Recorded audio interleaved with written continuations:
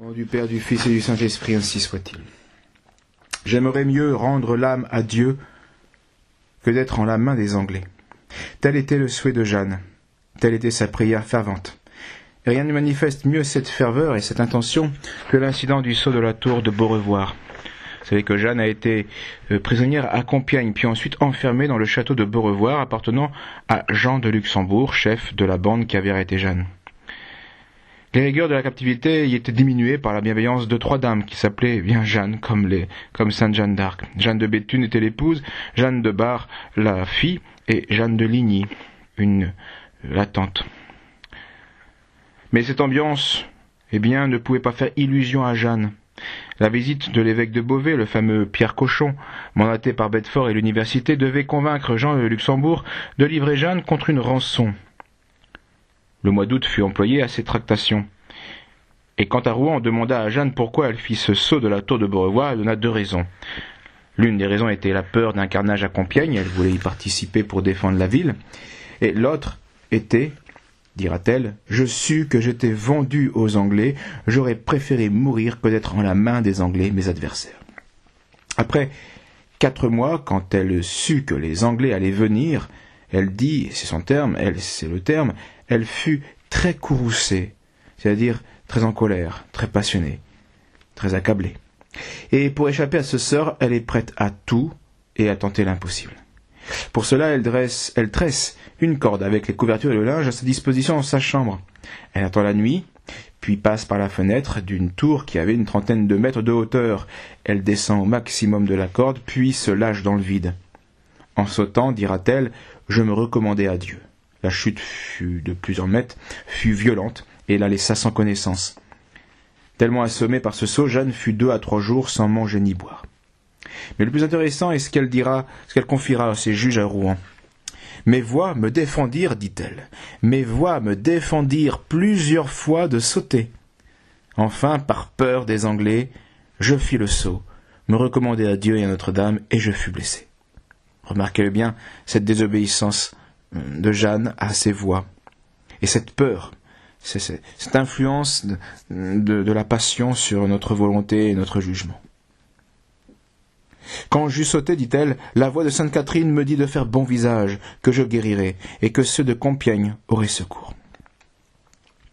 Après ces tentatives d'évasion, on l'éloigne le plus possible du camp français, on l'envoie à Arras, chez Philippe le Bon, le duc de Bourgogne. Puis la rançon est enfin réunie, elle était colossale, 10 000 livres d'or, 10 000 écus d'or, 10 000 livres. C'était une somme maximale que l'on pouvait donner pour un prisonnier d'importance. Ça correspondrait à quelques centaines de milliers d'euros. Après 2 semaines, la tractation anglo-bourguignonne est faite et Jeanne va être livrée aux mains des Anglais, malgré ses prières. Rien en effet, ici-bas, n'a pu empêcher cela, ni la prière de Jeanne, ni la prière des Français, ni la volonté de Charles VII, ni ceci, ni cela. Les offices furent bien célébrés à l'intention de la délivrance de la pucelle dans différentes villes, comme à Orléans, à Meaux, à Tours, où même il y eut procession avec les reliques de Saint-Martin.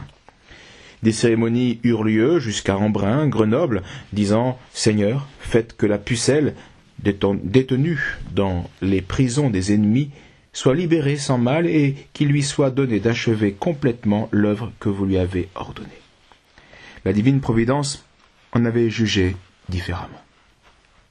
Jeanne aurait préféré rendre son âme à Dieu plutôt que d'être livrée aux Anglais. Mais Dieu, lui, a permis que Jeanne soit livrée aux Anglais pour y rendre son âme. Bref, tout le contraire de ce que Jeanne aurait voulu. La divine providence voulait pour Jeanne une sainteté plus éclatante, par un sacrifice plus difficile aussi, plus glorieux, après de terribles souffrances, une longue claustration et un horrible supplice. Aucune oraison ne pouvait changer cette volonté divine, cette permission divine. Elle quitte donc Arras pour un petit port de la baie de la Somme, puis on lui fait traverser cette baie pour enfin se diriger vers sa dernière demeure, Rouen. Ceci s'est passé dans un froid hivernal, sous la grisaille normande. Jeanne va changer de gardien. Les hommes à qui on la confie maintenant portent désormais la croix rouge sur leurs vêtements, leurs regards sont durs et leur langage est incompréhensible. Ils parlent anglais, ils sont anglais. Désormais, Jeanne comprend qu'elle n'est plus un otage précieux, mais qui a de la valeur, mais un prisonnier de guerre, un ennemi détesté à qui on fera charmant payer le mal fait durant la guerre. Le 23 décembre, la veille de Noël, elle arrive au château de Bouvreuil, à Rouen, qui est la résidence du gouverneur anglais. C'est une caserne, une forteresse et une prison. C'est là qu'elle est enfermée. Le souhait de Jeanne n'a donc pas été entendu, ni sa prière exaucée. Pourtant, la liturgie chante aujourd'hui « Le Seigneur est ma force, c'est lui qui m'a sauvé ». Ou « Chantez au Seigneur un cantique nouveau, car il a fait des prodiges ». Mais où est le salut annoncé? Où sont les prodiges? L'Alléluia de la messe dit même « Louez le Seigneur notre Dieu, qui n'a pas abandonné ceux qui espéraient en lui ». Jeanne, celle qui a combattu au nom du Seigneur, pour son Seigneur, en obéissant, en servant le Seigneur, elle qui espérait en lui, eh bien, elle a péri dans les mains anglaises. Dieu ne l'a-t-il donc pas, de fait, abandonné? Pourquoi la liturgie chante-t-elle le contraire? Eh bien, croire à ces fausses objections, c'est ne rien comprendre à l'Évangile, qui nous dit aujourd'hui, en ce temps-là, Jésus dit à ses disciples, « Si quelqu'un veut se mettre à ma suite, qu'il prenne sa croix et me suive. Qui veut sauver sa vie la perdra, mais qui perdra sa vie à cause de moi la retrouvera. » Le salut annoncé a été bien donné, mais de manière aussi bien différente et aussi plus glorieuse. Dieu ne l'a pas abandonné, il s'est d'ailleurs donné à elle dans le pain du ciel, avant son supplice, afin de l'unir à son sacrifice, et ainsi il l'a aidé à remporter la victoire sur la mort. Où sont les prodiges, demande-t-on? Ils sont justement dans le parfait abandon de Jeanne à la volonté divine. Ils sont dans la sainteté héroïque de cette faible créature qu'était Jeanne d'Arc. Voilà la plus grande victoire remportée sur ses ennemis.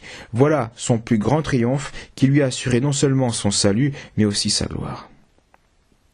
Cet épisode de la vie de Jeanne illustre magnifiquement la prière de cette autre sainte âme qui était Madame Élisabeth, sœur du roi Louis XVI, qui finira guillotinée comme son frère.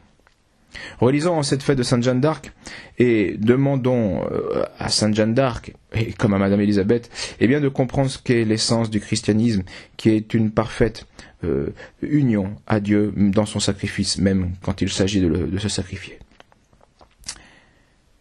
Voici ce que disait cette prière et qui illustre bien toute la sainteté de Jeanne d'Arc. Que m'arrivera-t-il aujourd'hui, ô mon Dieu? Je n'en sais rien. Tout ce que je sais, c'est qu'il ne m'arrivera rien que vous n'ayez prévu, réglé et ordonné de toute éternité. Cela me suffit, ô mon Dieu, cela me suffit. J'adore vos desseins éternels et impénétrables. Je m'y soumets de tout mon cœur pour l'amour de vous. Je veux tout. J'accepte tout. Je vous fais un sacrifice de tout, et j'unis ce sacrifice à celui de Jésus-Christ, mon divin Sauveur. Je vous demande en son nom, et par ses mérites infinis, la patience dans mes peines, et la parfaite soumission qui vous est due pour tout ce que vous voulez ou permettez. Ainsi soit-il. Au nom du Père, du Fils et du Saint-Esprit, ainsi soit-il.